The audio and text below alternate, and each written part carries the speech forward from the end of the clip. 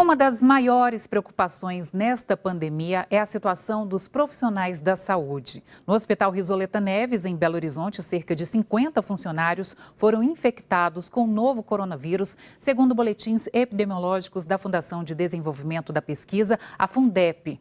O Sindicato dos Médicos de Minas Gerais diz que os profissionais estão trabalhando com apreensão. Eles estão na linha de frente do combate ao novo coronavírus e, mais do que qualquer outra pessoa, correm risco de infecção. Em reportagem exibida com exclusividade no MG2, só no Hospital Risoleta Neves já são 50 funcionários testados positivos para a Covid-19. De acordo com boletins internos do hospital, os primeiros casos foram confirmados no dia 8 de abril, quando 2 funcionários foram diagnosticados com a doença. No dia 10, o número de funcionários infectados saltou para 19. No boletim da segunda-feira, eram 45 funcionários testados positivos para o novo coronavírus. Ontem, os trabalhadores infectados atingiram a marca dos 50. Uma fonte que não quis se identificar diz que a maioria dos profissionais do Risoleta Neves, que está com a Covid-19, não teve sintomas. Às vezes o médico, o enfermeiro, o técnico está infectado, não sabe que está infectado porque não tem nenhum sintoma, não foi testado. E ele vai atendendo de outros doentes que vão para o hospital por outra razão. E vai, além de tudo, pegar a doença que a gente vê nesses números, enquanto que ela se propaga com facilidade. Né? O problema é que, segundo a fonte, os critérios para quem pode fazer o teste mudaram.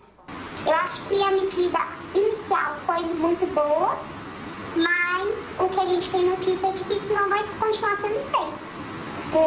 Eles alegam carência de recursos.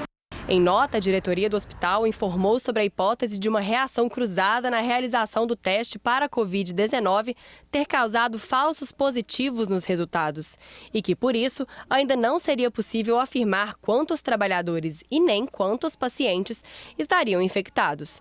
A diretoria disse ainda que, assim que soube da situação, informou a equipe e as pessoas testadas. Segundo a nota, para confirmar o número de infectados, ainda é necessária a realização de novos testes, o que ainda está sendo discutido pela Secretaria Municipal de Saúde de Belo Horizonte e o CT Vacinas, laboratório da UFMG, responsável pelos exames do hospital. A demora nos resultados dos testes preocupa os trabalhadores que estão na linha de frente. Em entrevista ao vivo ao Bom Dia Minas de hoje, o presidente do Sindicato dos Médicos de Minas Gerais disse que os profissionais da área da saúde estão trabalhando com apreensão.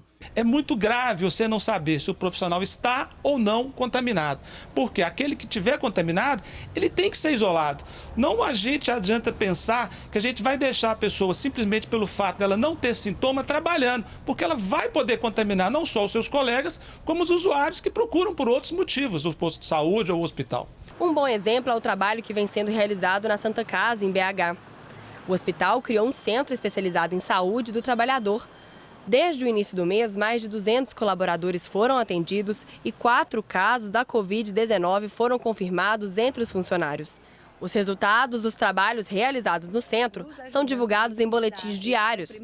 Transmissões ao vivo pela internet também são feitas, com as atualizações. A gente sempre fala que é com comunicação, com informação, com orientação é que as pessoas vão ficar calmas e a gente encontra, quando a gente conversa com o colaborador, aquele que está na linha de frente, aquele que está trabalhando nos CTIs de isolamento, a gente consegue ver no rosto da pessoa, no olhar da pessoa, além do orgulho por pertencer a esse, por estar presente nesse momento, poder salvar vidas, a gente vê felicidade por ter sido escolhido, dentre outros colaboradores, para estar diretamente aí cuidando da saúde da nossa população nesse momento tão importante e tão novo para todos nós. Eles estão aí na linha de frente, do combate ao coronavírus. E esse assunto levantou muitas dúvidas sobre os cuidados de higiene dentro dos hospitais. E é por isso que o Vladimir Vilassi está aqui com a gente. Boa tarde, Vladimir. Aline, boa tarde para você, boa tarde a todos em casa. A gente viu aí na reportagem, viu essa entrevista agora. Você imagina um local como o hospital que a circulação de pessoas é inevitável. Pessoas com Covid-19, mas com vários outros vírus ou bactérias. Então, o cuidado com a limpeza tem que ser muito grande, né? Não só do profissional da saúde, porque no hospital trabalha uma pessoa na recepção, segurança, faxineiro. Então, olha só, pessoal, os especialistas dizem que a asepsia dentro de um centro de saúde deve ser exagerada. O fluxo de pessoas doentes no mesmo espaço é grande e o contato físico precisa acontecer para a realização dos exames. A questão da limpeza é tão importante que nos cursos de medicina tem disciplina de higiene profissional, geralmente do 1º ao 7º período.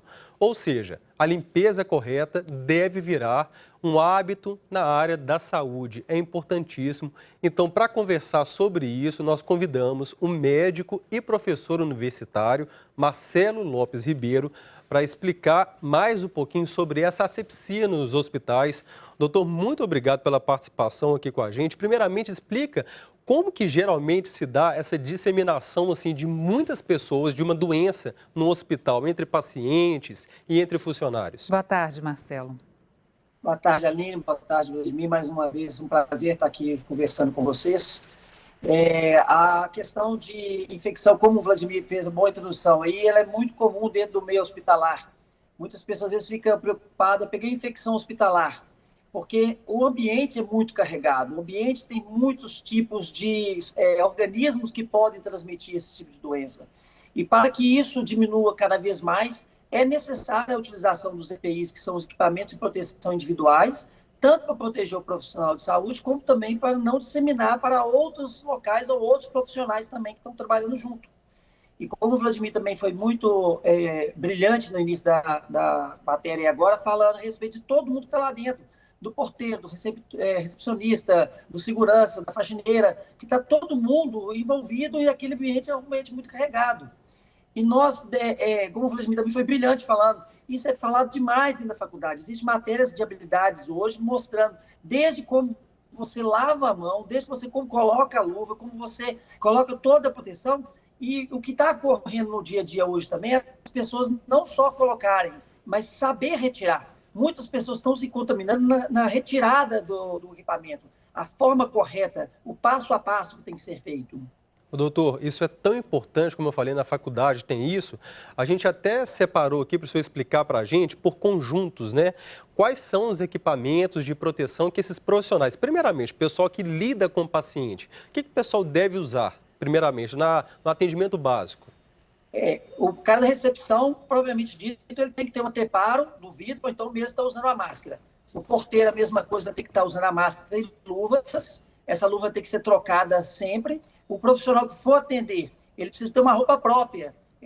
Hoje, infelizmente, não são todos os hospitais que fornecem roupas para os profissionais. O profissional vai com a roupa de casa, no mais, também coloca um jaleco por cima, mas outras partes também são contaminadas. Então, a pessoa teria que ter aquele que a gente chama de pijama, um pijama cirúrgico, ele deveria usar isso. É a primeira coisa que tem que ser feita para ser usado. Além disso, quando o paciente ele tem um risco maior de infecção, eu vou ter que estar usando as luvas. Essas luvas também têm que ser trocadas de paciente para paciente. Já tive brigas dentro do hospital, onde o pessoal da coleta usava a mesma luva para colher exame de vários pacientes. E a máscara, né? E a máscara. Nesse meio que agora a gente está com doenças respiratórias, eu preciso estar usando uma máscara cirúrgica, e se for o caso de perdigotos muito grandes, nós precisamos de uma máscara específica, que é a N95, que eu acredito que vocês vão mostrar aí também. E o gorro também é importante, e o óculos de proteção. Então, isso é o básico, e se eu for atender esse paciente com a questão do Covid, eu vou ter que estar usando um avental também impermeável. Então, é importante eu estar fazendo esse básico inicial de material para poder prevenir a infecção que ela dissemine e para quem o profissional também se contamine. Doutor, agora tem um conjunto número 2 que o senhor estava me explicando antes aqui, porque vai além disso, né? Explica para a gente esse conjunto 2.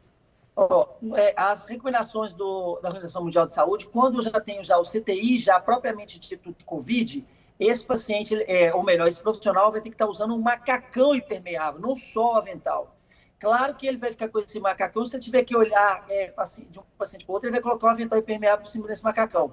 Mas eu vou ter que estar com esse macacão impermeável, eu vou ter que estar usando 2 luvas. Primeira luva que eu coloquei em cima da minha primeira veste, depois eu coloco o macacão e vou colocar outra luva por cima. Eu vou ter que estar usando esse macacão, ele tem um gorro. Além do gorro, eu coloco outro gorro por cima. Eu coloco óculos de proteção individual, coloco a máscara N95 E alguns lugares, porque o óculos e a máscara tem machucado muito o rosto. Então, às vezes, a gente está tendo que colocar proteção na face para não machucar. Eu mesmo, com o meu nariz machucado, segunda-feira, fiquei com a N95 6 horas seguidas. E, além disso, também existe uma outra máscara que a gente coloca por cima, que é a Face Shield, que ela protege todo o rosto. Então, isso é o mínimo do mínimo para a gente atender esses pacientes agora que estão com esse tipo de infecção. Ok, doutor, muito obrigado pela participação. São informações super importantes, pessoal, para todo mundo que é da área da saúde que está assistindo a gente, mas também para os pacientes que estão lá e que podem fiscalizar isso. Porque é claro que um deslize pode acontecer no profissional mesmo, na rotina do dia a dia, não deveria acontecer, mas se perceber um deslize, dá um toque, na boa, para conversar com esse profissional. Doutor, muito obrigado, tá? Pela participação aqui com a gente. Mais uma vez. E o paciente também fica mais tranquilo, porque sabe que esses profissionais da saúde estão se cuidando e fazendo tudo certinho, né? Isso é muito importante. E todo mundo protegido. Isso, muito obrigada, Vladimir. Até daqui a pouco. Até daqui a pouco.